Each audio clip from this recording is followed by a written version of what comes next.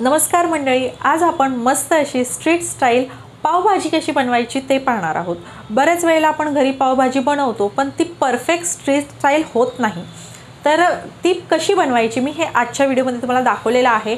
छोट्या छोट्या गोष्टी आहेत ज्या मी तुम्हाला सांगितलेल्या आहेत, त्या पद्धतीने जर तुम्ही पावभाजी घरी बनवली तर परफेक्ट तुमची सुद्धा पावभाजी जी आहे ती अगदी स्ट्रीट स्टाईल होणार आहे। तर ही पावभाजी कशी बनवायची चला तर पाहूयात। आज आपण पावभाजी करणार आहोत। त्यासाठी इथे मी कुकर घेतलेला आहे आणि त्या कुकरमध्ये घालणार आहे सर्वात आधी बटाटे। तर इथे मी एक साधारण मध्यम आकाराचे 4 बटाटे जे आहेत ते असे मोठे मोठे तुकडे करून पाण्यात टाकले आहे, कारण असेच ठेवले तर बटाटे लवकर असे काळे पडतात, म्हणून आपण हे पाण्यात टाकलेले आहेत। आणि ते सर्व बटाटे आपण ह्या कुकरमध्ये घालूयात।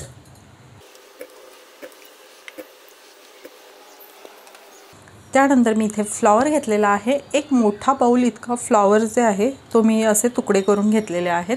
वजनी म्हणाल तर साधारण पाव किलो इतका हा फ्लॉवर आहे, तो मी घालत आहे ह्याच्यात। फ्लॉवरचे सुद्धा मोठे मोठेच तुकडे करून घेतलेले आहेत, कारण आपण कुकरमध्ये त्याला शिजवणार आहोत तर ते शिजले जातात। आणि सोबतच घेतलेला आहे अर्धी वाटी वाटाणा, तर तो सुद्धा मी ह्याच्यात घालत आहे। हे घातल्यानंतर आपण ह्याच्यामध्ये घालूयात पाणी। सिमला मिरची जी आहे ती मी नंतर घालते, कारण सिमला मिरची लगेच शिजली जाते, त्यामुळे ती कुकरला लावण्याची गरज नाही। तर पाणी घातलेलं आहे। आता आपण ह्याला झाकण लावून साधारण 3 शिट्ट्या काढून घेणार आहोत, म्हणजे आपल्या ह्या भाज्या ज्या आहेत त्या सर्व व्यवस्थित शिजल्या जातील। 3 शिट्ट्या आपण काढून घेऊयात। इथे गॅसवर मी एक कढई ठेवलेली आहे आणि त्या कढईमध्ये साधारणपणे 1 ते 1.5 चमचा इतकं तेल घातलेलं आहे। तेल गरम झालं की ह्यातच आपण घालणार आहोत बटर।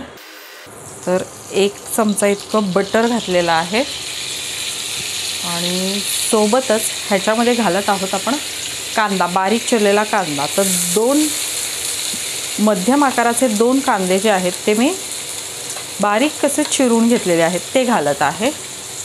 हा कांदा आपल्याला छान असा परतून घ्यायचा आहे। कांदा जो आहे तो गुलाबी रंगावर परतून झालेला आहे, पाहू शकता। आणि हा इतपत परतल्यानंतर आपण ह्याच्यामध्ये घालणार आहोत आलं लसूण पेस्ट। तर इथे मी 1 चमचा इतकी आलं लसूण पेस्ट घालते। ही एक आपण मिनिटभर परतून घेऊया, म्हणजे आलं आणि लसणाचा कच्चेपणा जो आहे तो निघून गेला पाहिजे। आलं आणि लसणाची पेस्ट आपण परतून घेतलेली आहे। आता आपण ह्याच्यामध्ये घालणार आहोत बारीक चिरलेलं टोमॅटो। तर 2 टोमॅटो जी आहेत ती मी बारीक चिरून घेतलेली आहेत आणि ती घातलेली आहेत। तर इथे मी टोमॅटो बारीक चिरून घेतलेला आहे, ह्या जागी तुम्ही मिक्सरला फिरवून त्याची प्युरे करून घातली तरीही चालेल। आता हे टोमॅटो जे आहे ते मऊ होईपर्यंत आपल्याला हे शिजवायचं आहे। आणि टोमॅटो शिजवताना आपण ह्याच्यामध्ये घालत आहोत थोडंसं मीठ, म्हणजे काय होईल की आपलं टोमॅटो जे आहे ते लवकर शिजलं जातं, अगदी थोडंसं।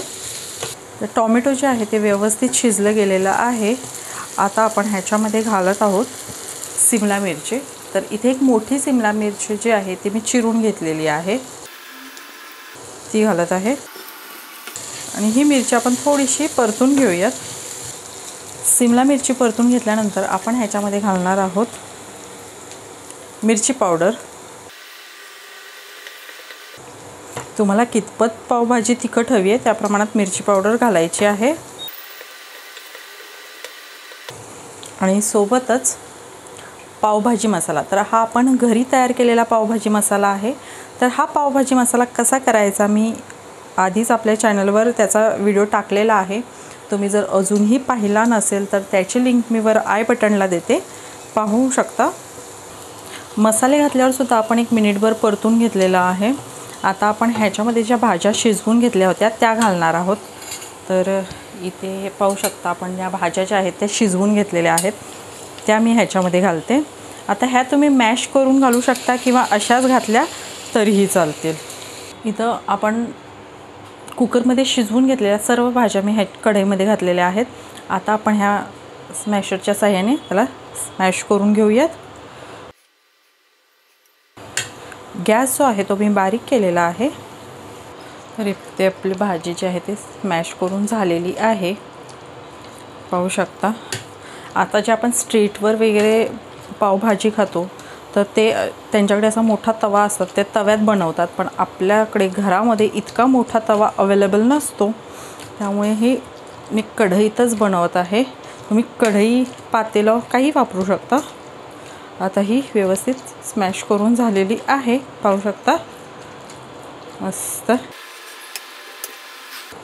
आता ह्याच्यामध्ये आपल्याला गरजेप्रमाणे पाणी घालायचं आहे, कारण खूप घट्ट आहे ही सध्या। तर इथे मी जास्त घट्टही नाही आणि जास्त पातळही नाही भाजी केली, अशी मध्यम अशी केलेली आहे, पाहू शकता। आता आपण ह्याच्यामध्ये घालणार आहोत चवीप्रमाणे मीठ, कारण अजून आपण ह्याच्यामध्ये मीठ नाही घातलेलं। मिक्स करून घेऊयात आणि मिक्स केल्यानंतर 2 ते 3 मिनिटं ही भाजी जी आहे ती आपण शिजवून घेऊयात, म्हणजे सगळे मसाले जे आहेत ते ह्या भाजीमध्ये एकजीव होतील। तर इकडे थोडा वेळ आपली ही भाजी जी आहे ती आपण शिजवून घेतलेली आहे। आता जवळजवळ आपली भाजी ही तयार झालेली आहे। तुम्ही रंग वगैरे पाहू शकता, खूप छान असा आलेला आहे। आता गॅस मी थोडासा कमी करते आणि वरून थोडासा आपला पावभाजी मसाला जो आहे तो थोडासा घालत आहे। ह्याने काय होईल की खूप छान फ्लेवर जो आहे तो मसाल्याचा आपल्या भाजीला येतो।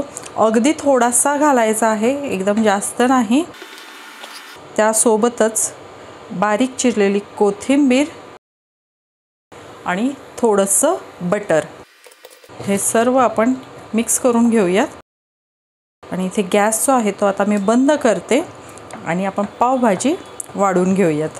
तर इथे ही आपली मस्त अशी गरमागरम पावभाजी जी आहे ती बनवून तयार आहे आणि तुम्ही पाहू शकता रंग सुरेख आलेला आहे, त्यासोबतच ती चवीलाही तितकीच छान झालेली आहे। आणि त्यासोबत कांदा वाढलेला आहे आणि पाव जे आहेत ते थोडेसे बटरवर गरम करून वाढायचे आहेत, म्हणजे ते खाताना खूप छान लागतात।